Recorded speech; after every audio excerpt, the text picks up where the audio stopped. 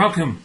This is the strategic analysis for the merchants case study, the operational case study in August 2015.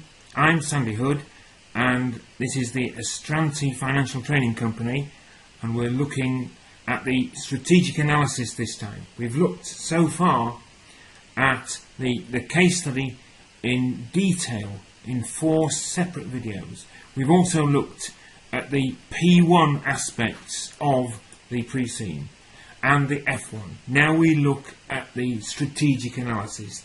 The case deals with the supermarket company merchants, and so we are familiar with supermarkets. We know, we go in them, we buy our shopping there, and we've got a bit of an idea of how they work. And sure, if they upset us, I'm sure there are bits of the supermarkets that we think they could do better. And here we get our opportunity to apply that inbuilt knowledge that we have already in the context of this particular case study. Merchants has been suffering stagnant sales. It's rather static in terms of its profitability, but it's got a very high share of the market. So it's facing competition from quite an intense set of rivals.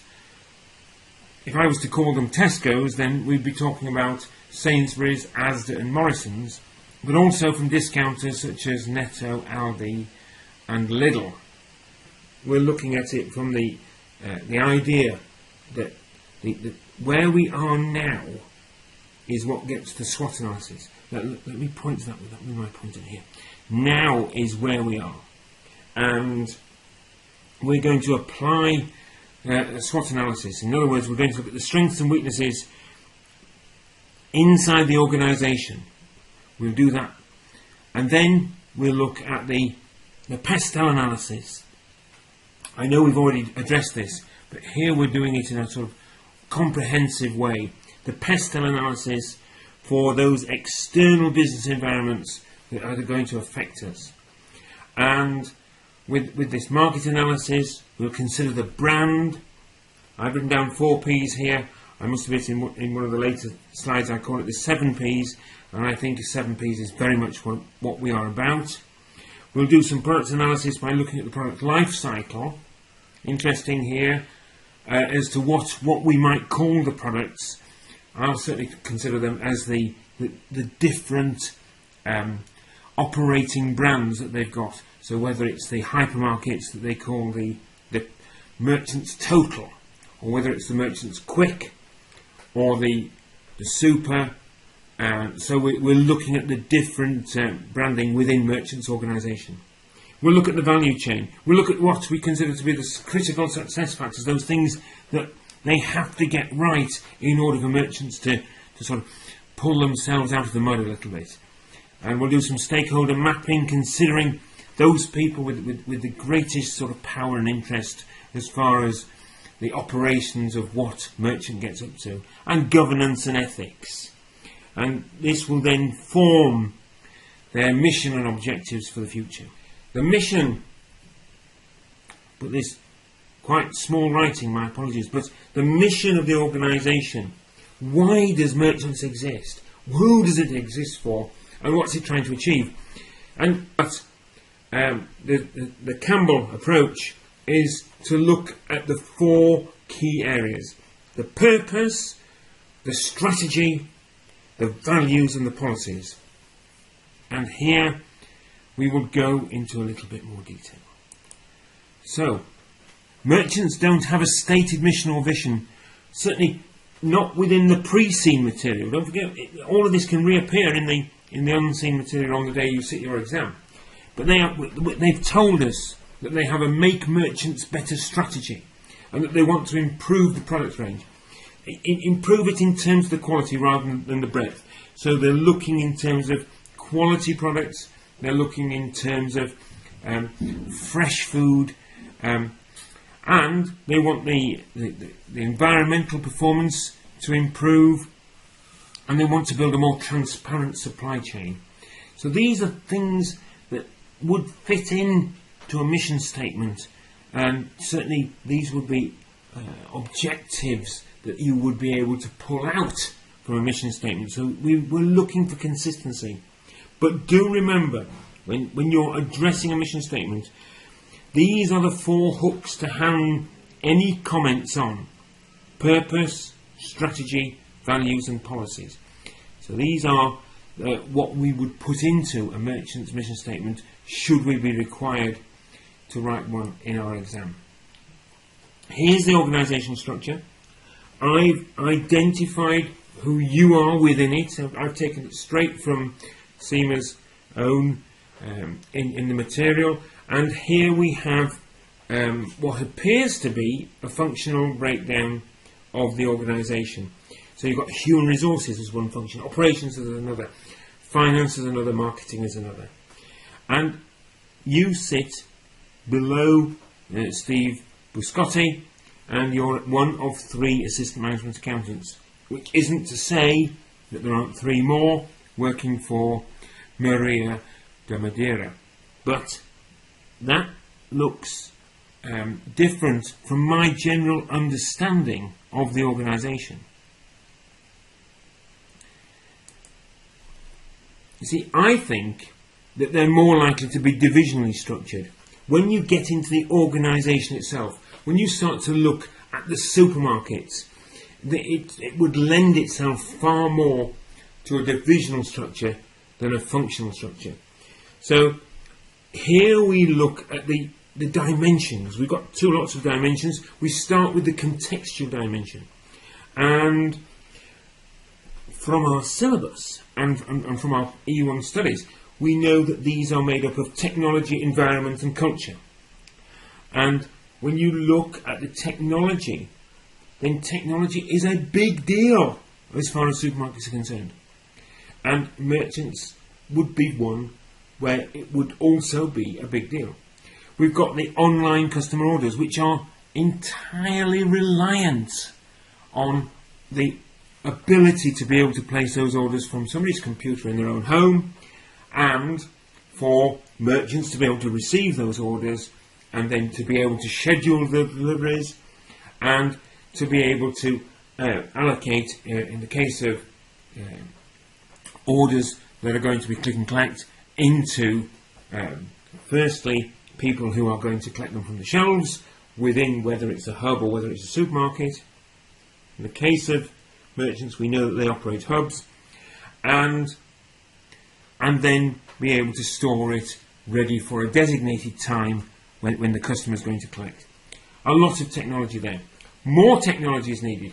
They need to be able to scan and bag. So they go around with those things that I would describe as a little gun, that they zap the barcodes. That's another aspect of technology. These are key contextual dimension aspects that are going to affect the organisational structure of merchants. Increased automation has meant that maintaining technology is critical.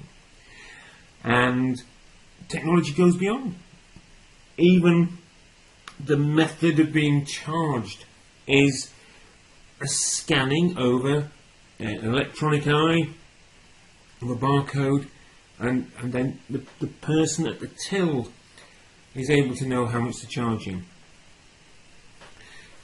Another contextual dimension is the environment. The segments within the market, the grocery market, in so much of the precinct appears to be some sort of homogeneous, but really it isn't. There's lots of little bits going on all the time, and here these little segments are shifting about, and we've certainly noticed, and we've been told from the pre-C material, that the middle market has been in decline. The discounters has grown, and to a small extent we've noticed also that the likes of Waitrose, as a UK company, has also had an advantage as they've taken business away from the middle market. So these shifting segments within the market of groceries is there, and it means that we need to have an organisational structure that can cope with such a dynamic external environment. and the merchants' culture. And merchants' culture has been good because merchants has responded to this change in customer requirement. They've opened up more convenience stores. They're not developing the hypermarkets, so they are sort of left to continue to generate lots of cash for the business. And finally, all three of these dimensions are changing, and we've got to be ready for a question on organisational structure in our exam. The other aspect of organisational structure are the structural dimensions, so context and structure. And these are more endemic to merchants' own circumstances. And they can be controlled, and they've got staff with individual skills, and the nature of the business is a major employer in Pitland. And they've got listed company status, in other words, they're quoted on the Pitland stock market. And here, its size, big influence on the organisational structure. One of the reasons why I don't believe that it's a functional structure. It needs to be divisional because there is so much in the way of operations going on. To generate 38 billion Pitland dollars means that it's got to be a very big organisation with lots and lots of supermarkets. So it makes sense to divisionally organise that. And they have these 4 different brands of merchant supermarket, and these would make a very, very good basis for 4 different divisions. Formalisation. It needs to be formal. We're dealing with something where the public are very, very sensitive. The food has got to be of the highest standard in terms of hygiene. If there's any question of a food hygiene issue, then supermarkets suffer enormously. Those of you in the UK who recall the question a little while ago when supermarkets were accused of having horse meat that was being sold as if it was beef mince. Well, that instantly led to people going elsewhere and not buying from the supermarkets. So food hygiene, if there was a question that one of the supermarkets didn't have the same hygiene standards as the others, that would be a big dent in their revenue because customers would stop going there. So formalisation. There has to be rules, there has to be procedures, staff safety as well. And fair enough, we could have another one in there. We could have what happens if a member of the public is going shopping in the normal sort of sensitive way and they drop a glass bottle on the floor, oil or Coca-Cola or something like that, and that needs to be cleaned up straight away. Again, we need to have formal rules so that the organisation is able to quickly deal with these inevitable events that can happen. Specialisation, particularly in the relationship to do with staff capability. Supermarkets certainly are looking for multi-skilling as much as possible. We see multi-skilling particularly at the discount end of the supermarket business, where certainly if you go into Lidl or Aldi on a ordinary time, not a very, very busy time, you may see that there's nobody on the tills. Well, you don't see that in Tesco's or Sainsbury's, but both organisations multi-skill their staff so that their staff are not single-skilled, and you wouldn't see, certainly within Lidl or Aldi, anyone who is only able to operate the till. They would be expected to be able to fill the shelves, to be able to clean up as well. In the other ones, perhaps Tesco's would have somebody who would come in and they would do the mopping the floor. They would even perhaps be someone who they would call on as soon as they knew that there'd been a spillage to mop up.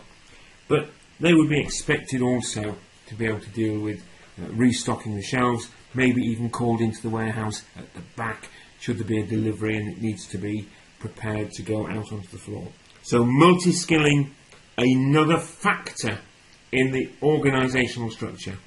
We're not looking at an organisation which wants to have lots of people with different skills. We want to have virtually all the shop staff ought to be capable of doing certainly the vast majority of the activities that need to be done. And it's a big organisation, and it's quoted on the Pitcairn Stock Exchange, and that in itself has a impact on the organisational structure. So we've got 4 more dimensions. So let's put all of these together. And here we've got a little diagram showing firstly the contextual dimensions, technology fundamental to what's going on, environment, very dynamic environment, lots going on, lots changing and changing. The culture, here we've got this strong customer focus. These are the chopping and changing aspects of what is serving to lead into merchants' organisational structure. And then we've got these rather more static factors that are there all the time within the structural dimensions. Large organisation, highly formal, specialisation very low, multi-skilling, and the organisation is a public limited company. So these are 7 factors, all feeding in to the organisational design here at Merchants.